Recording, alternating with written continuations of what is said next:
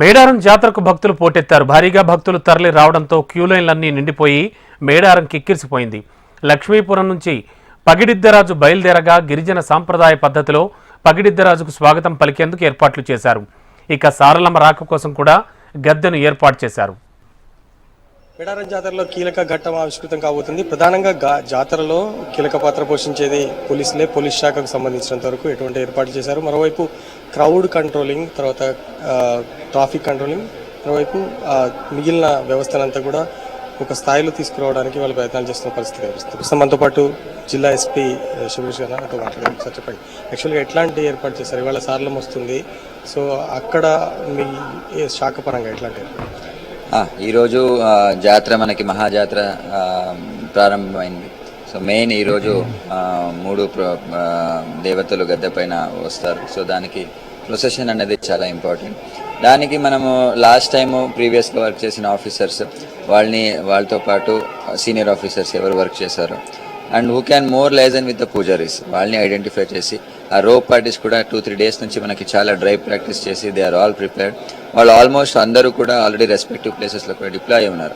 ఇది related rope party అయితే ఇంకా క్రౌడ్ మూమెంట్ ప్రొసెషన్ వస్తున్నప్పుడు అందరు జనాలు వస్తారు కాబట్టి బ్యారికేడింగ్తో పాటు ఎక్కడెక్కడ జంక్షన్స్లో మనం వచ్చే అవకాశం ఉందో అక్కడ టెంపరీ స్టాపర్స్ కానీ పెట్టడము అండ్ రూట్గా క్లియర్ పెట్టుకోవడం, అది కూడా అన్ని అరేంజ్మెంట్స్ చేసుకున్నాం. యాక్చువల్గా ఇవన్నీ కెమెరాస్ చూపిస్తున్నారు, సో మీరు అంటే దీని ద్వారా మీరేం ఐడెంటిఫై చేస్తారు?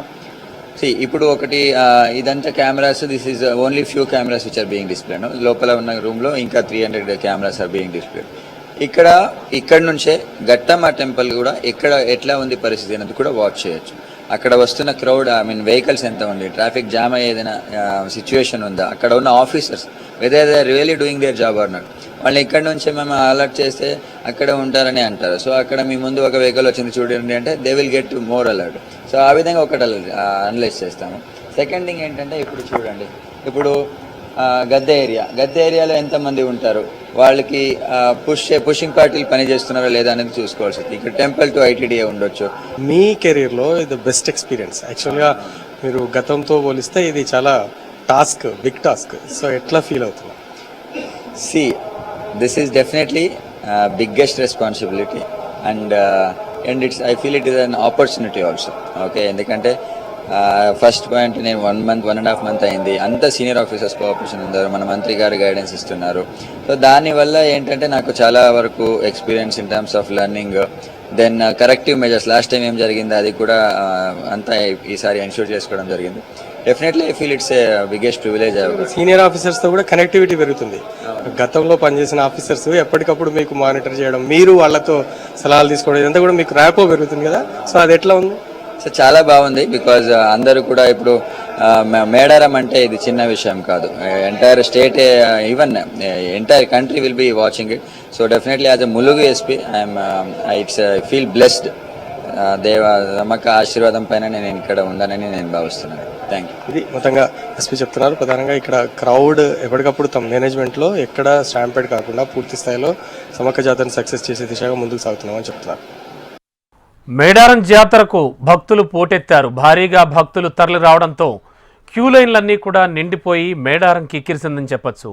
లక్ష్మీపురం నుండి పగిడిద్దరాజు బయలుదేరగా గిరిజన సాంప్రదాయ పద్ధతిలో పగిడిద్దరాజుకు స్వాగతం పలికేందుకు ఏర్పాట్లు పూర్తి చేశారు. ఇక సారలమ్మ రాక కోసం కూడా గద్దెను ఏర్పాటు చేశారు. ఎక్స్క్లూజివ్ లైవ్ విజువల్స్ చూస్తూ ఉన్న మేడారం నుంచి ప్రస్తుతానికి మనం హెచ్ఎంటీవీ ఆన్ స్క్రీన్. మేడారం జాతరకు భక్తులు పోటెత్తారు. భారీగా భక్తులు తరలి రావడంతో క్యూలైన్లన్నీ నిండిపోయి మేడారం కిక్కిరిసింది. ఇక అక్కడే ఉన్న మా కరెస్పాండెంట్ రంగనాథన్ అడిగి మరింత అదనపు సమాచారం తెలుసుకుందాం. రంగనాథ్, ఏమిటి, ఎలా ఉంది భక్తుల పులకింత? ప్రస్తుతానికి పరిస్థితి ఏమిటి? అంటే సాంప్రదాయంగా కొనసాగుతున్నటువంటి పద్ధతిలో ఇప్పుడు ఏం జరుగుతోంది అక్కడ? సో రమణ, చూడొచ్చు మనము మేడారం గద్దెల ప్రాంగణం అంతా కూడా భక్తజనంతో నిండిపోయిన పరిస్థితి. ప్రధానంగా భక్తులంతా కూడా మేడారానికి పోటెత్తున్న సిచ్యువేషన్ కనిపిస్తుంది. మరికొద్దిసేపట్లో సారలమ్మ గద్దెపైకి కొలువు తీరుతుంది.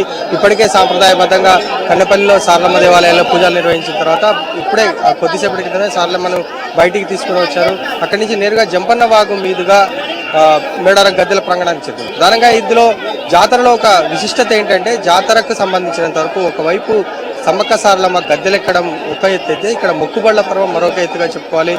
బంగారంగా భావించే బెల్లాన్ని ఇక్కడ మొక్కుబడిగా సమర్పిస్తారు. ప్రధానంగా ఎక్కడెక్కడి నుంచో ఇక్కడికి భక్తులు విచ్చేస్తున్నారు. వాళ్ళంతా కూడా సో తమ మొక్కుబళ్ళు చెల్లించుకోవడం ఎక్కడెక్కడి నుంచి రావడం కనిపిస్తుంది. సో వీళ్ళతో మాట్లాడదాం.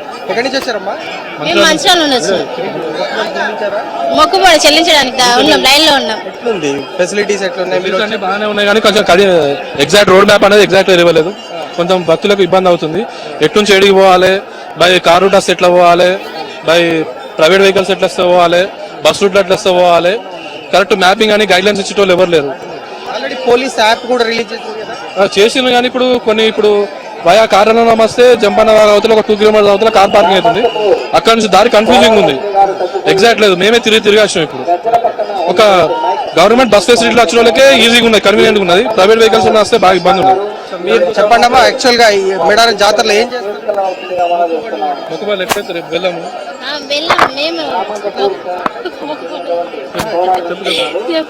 మేము మొక్కుకున్నది కోరిక నెరవేరుతాం. అమ్మవారి దగ్గరకు వచ్చి అవి నెరవేర్చుకుంటాం.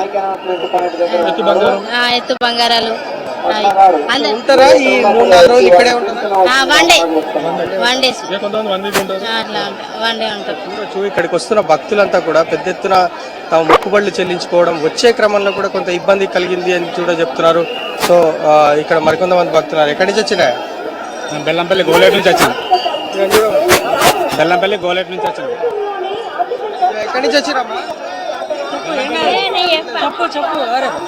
బెల్లంపల్లి గోలేట్ నుంచి వచ్చినాం. ప్రతి 2 సంవత్సరాలకు ఒకసారి వస్తాం. తల్లి చాలా మహిమగలది. ఏ మొక్కుకున్నా కొంగు బంగారం అయితే అన్ని బాగుంటాయి. పోయిన సంవత్సరం హెల్త్ బాగాలేదు, మొక్కుకున్నాం. హెల్త్ మంచిగా ఉంది.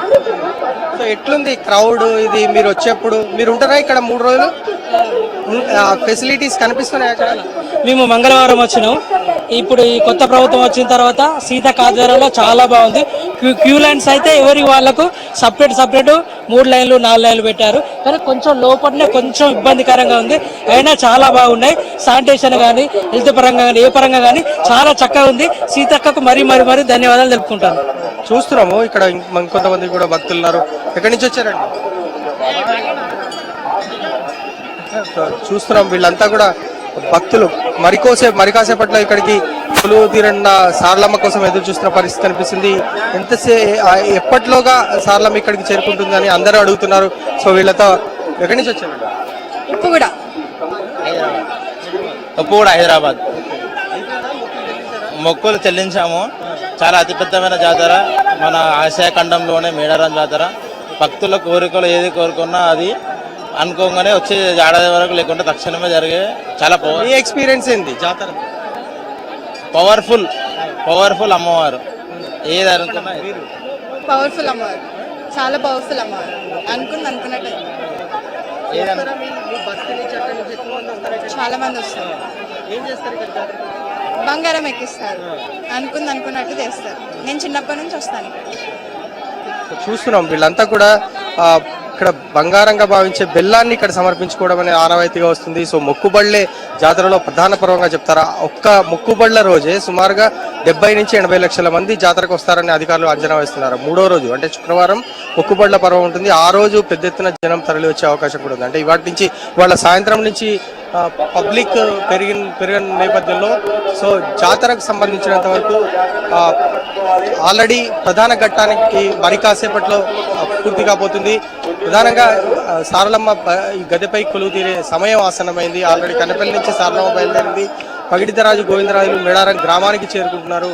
మరొక గంటలోగా ఈ మొత్తం కార్యక్రమం కూడా ఒక కీలక దశకు చేరుకుంటుంది. రాత్రి 8 నుంచి 9 గంటల మధ్యలో ప్రతిష్టా కార్యక్రమం పూర్తవుతుంది. అంటే ప్రధానంగా ఇక్కడ గద్దెలపైకి సారలమ్మ కొలువు తీరిన తర్వాత, గోవిందరాజులు పగిడితరాజు కొలువు తీరిన తర్వాత పూర్తిగా జాతర ప్రారంభమైందని చెప్పాలి. రేపు సమ్మక్క రాక కోసం మొత్తం పూజారులంతా కూడా ఏర్పాట్లు చేయడంలో నిమగ్నమైనారు. సమ్మక్క పూజారులు ఇప్పటికే సారలమ్మ పూజారులు కనపల్లి నుంచి సారలమ్మను జంపన్న వాళ్ళు ముందుగా తీసుకొస్తున్నారు. Okay Ranganath, thank you.